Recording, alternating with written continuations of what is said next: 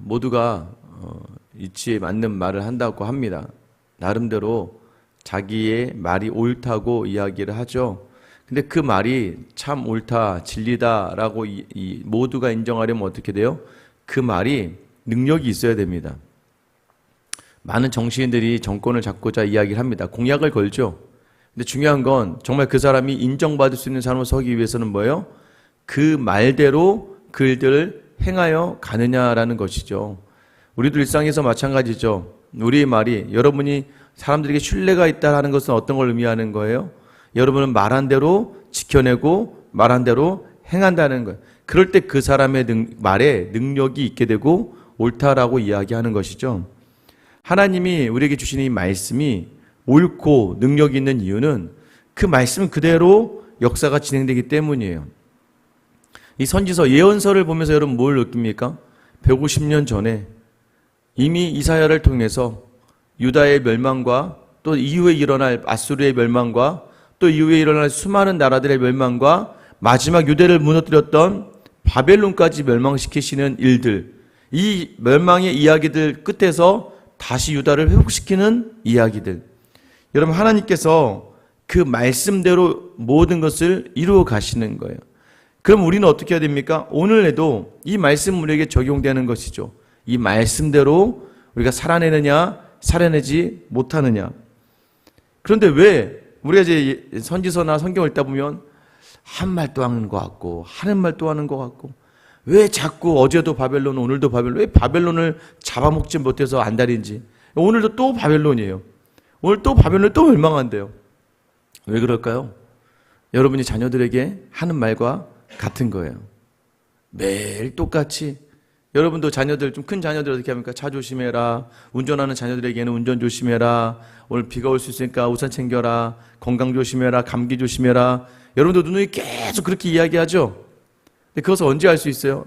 젊은 친구들 잘 모르죠. 알았어. 내가 알아서 할게. 근데 알아서 안 하니까 그러는 거죠. 알아서 안 하니까 계속 이야기가 나오는 거예요. 오늘 본문도 우리에게 다시 한번 너 또 세상 의지하고 너 또 세상 바라보고 있구나 하며 주시는 말씀이에요. 1절 말씀에 해변 광야에 관한 경고라라고 되어 있잖아요.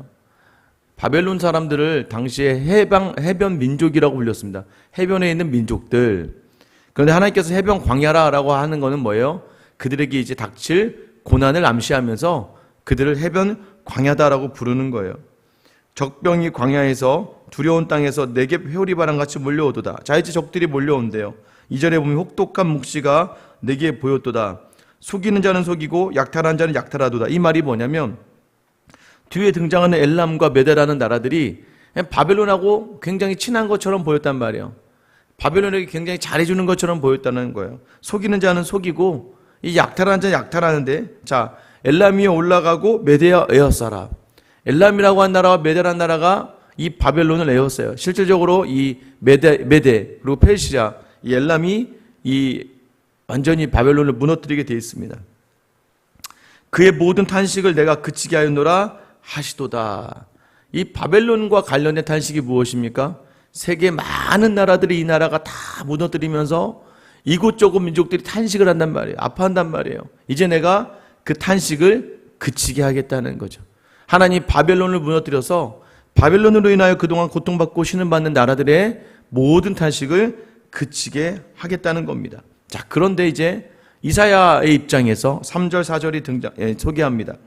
이러므로 나의 요통이 심하여 해산이 임박한 여인의 고통 같은 고통이 나를 엄습하였으므로 내가 괴로워서 듣지 못하며 놀라서 보지 못하도다. 내 마음이 어지럽고 두려움이 나를 놀라게 하며 희망의 소각이 변하 내게 떨림이 되었도다. 여러분, 선지자 사람으로서 이사야가 그 나라가 그렇게 비참하게 처참하게 무너지는 그 모습을 볼 때 이 선지자의 마음이 아픈 거예요. 다시 이야기할게요. 하나님의 마음은 모든 열방이 하나님께 돌아오기를 원하세요. 그런데 서로 죽이고 서로 잔악한 일을 행하는 모든 일들에 대해서 가슴 아파한다는 거예요. 여러분도 어떤 마음으로 우리가 살아가야 되는지 아셔야 돼요. 세상에 일어나는 비극적 일들 바라보고 그런 일들을 바라보면서 여러분이 가슴 아플 수 있는 마음에 동참할 수 있는가? 이게 성도라면 같이 동참해야 돼요. 얼마 전에 어떤 성도님과 같이 이야기하게 됐어요. 교회를 등록하지 않고 정처 없이 다니신대요. 근데 왜 교회를, 오래 다니던 교회를 왜 그만뒀느냐? 이제 근처 큰 교회로 나가게 되셨는데 그 교회에서 목사님께서 이 걸프전 당시에 한참 오래됐죠, 여러분. 걸프전, 이제 이라크가 쿠웨이트 침공하고 한 그 전쟁이죠. 이제 이라크와 전쟁할 당시에 이제 미군이 참여하면서 이제 전쟁이 승리하는 과정을 이야기하면서 그 이슬람의 사람들은 죽어도 싸다. 다 사단의 자식들이고 다 여러분, 그러니까 설교를 하시면서 약간 그런 뉘앙스로 말씀을 하셨나 봐요. 그러니까 앉아 있는 그분이 성도로서 듣다가 아니야, 어떻게 사람이 죽는데 당연히 죽어도 싸다. 이게 어떤 이런 표현이 말이 되나라는 그런 가운데 좀 상처를 받으셨다 그러더라고요. 여러분 어떤 마음 가운데 있습니까? 여러분 우리의 입이 잔악해지면 안 돼요, 여러분. 사람을 죽이는 말을 해서는 안 됩니다. 여러분 세상에 당연히 죽을 인생이 어디 있겠습니까? 잘못 나라를 만나고 잘못 시대를 만나고 잘못 상황 속에 있다 보니까 여러분 동족 상잔의 비극인 6.25가 얼마나 우리에게 가슴 아프냐면 공산주의를 누가 압니까? 민주주의를 누가 알아요, 여러분? 그리고 민주주의, 공산주의가 어디 있습니까? 먹고 살기도 힘든 판에. 근데 사상이라는 것으로 이 나라를 나누고, 그걸 누가 나눴어요? 백성들이 나누고 국민이 나누는 게 아니잖아요. 욕심이 있는 어떤 정권을 가지고자 하는, 또 이 땅을 빼앗기고 이 한국이라고 하는 지정학적 위치에서 이 한국을 노리고 있는 열강의 그러한 분위기 속에서 이 나라가 처참하게 갈라지고 찢겨지는 것 아니었어요? 여러분 북한에 있는 사람들이 공산주의 하고 싶어서 북한에 있는 거 아니었잖아요. 여러분 그런데 우리는 북한 놈들, 여러분 이 북한 놈들이라는 말에 그곳에 사는 수많은 주민들까지 있다는 걸 아셔야 돼요. 여러분 우리는 믿음의 사람으로서 어떤 일들이 일어날 때 생명이라고 하는 존중을 놓치지 말아야 돼요. 때로는 가해자라고 할지라도, 물론 가해자 볼 때마다 저도 막 가슴이 화가 나고 분이 일어날 때가 있어요. 그런데 만약에 그 사람이 여러분과 같은 부모를 만나고 좋은 교회를 만나고 좋은 사람을 만났더라면, 복음이 그 사람에게 전달되었더라면 얼마나 좋을까. 얼마 전에 교도소에서 저에게 편지를 써서 보내신 분이 있어요.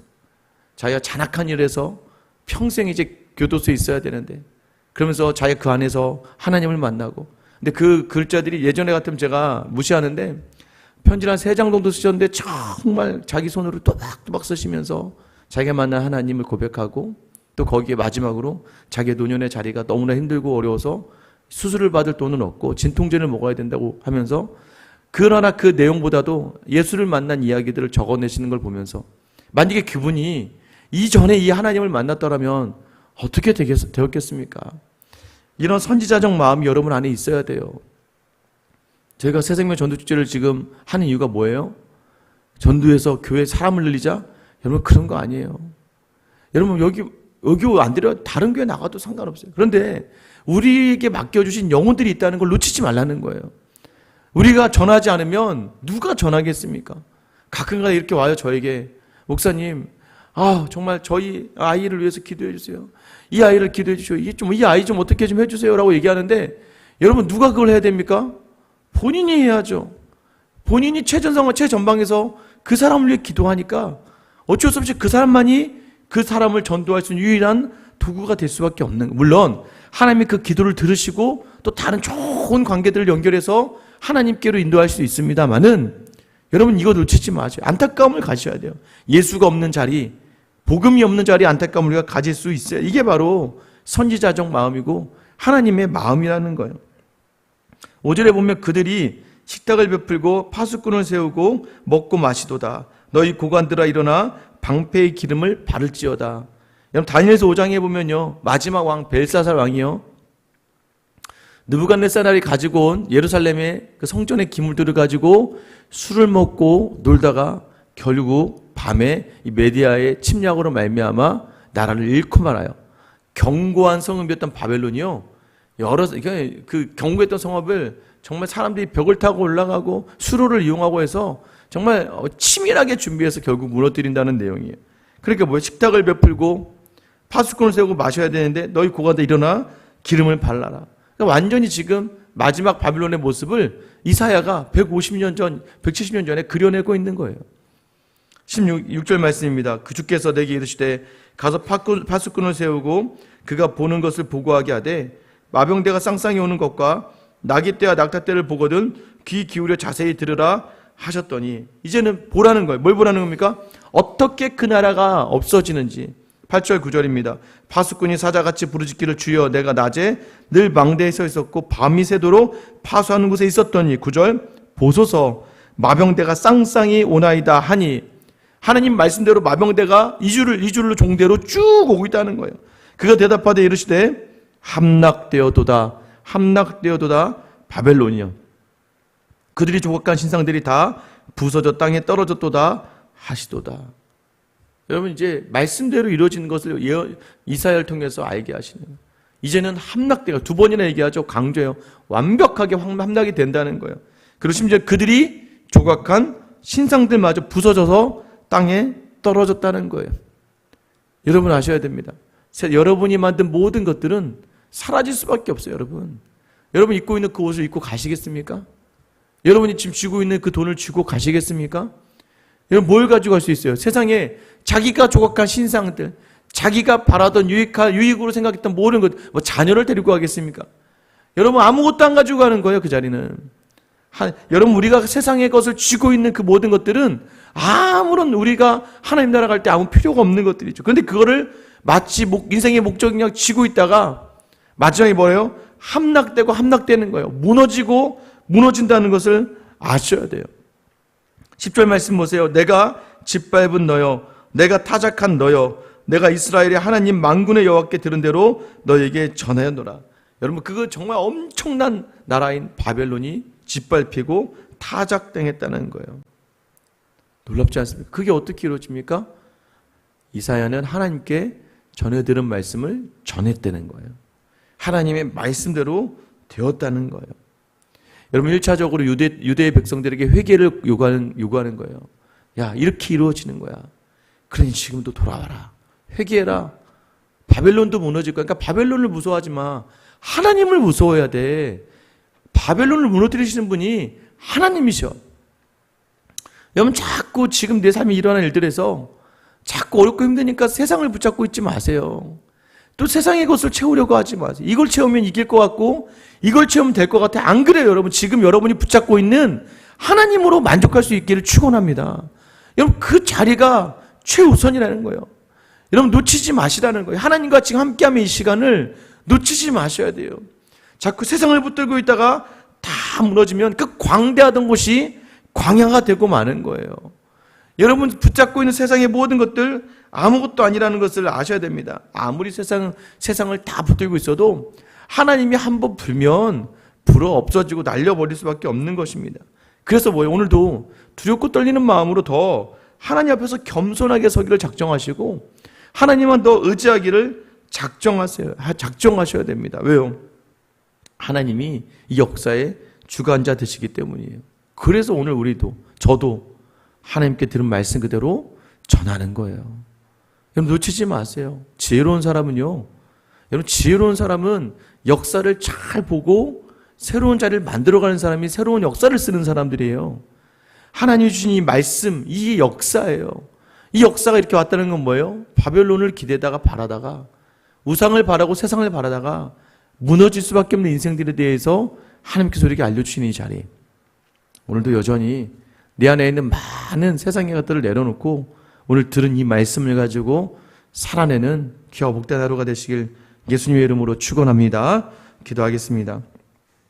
하나님, 들은 말씀대로 전하는 이사야의 말씀이 반드시 이루어지는 것처럼 하나님 150년 후에 이 바벨론이 무너져 버립니다. 아버지 하나님, 오늘도 우리에게 주시는 약속의 말씀은 그러니 너희도 세상을 부러워하지 말고 세상을 바라지 말고 세상을 의지하지 말고 세상을 기대하지 말라는 것입니다. 왜 어제와 동일한 말씀이, 왜 그제와 동일한 말씀이 우리에게 선포됩니까?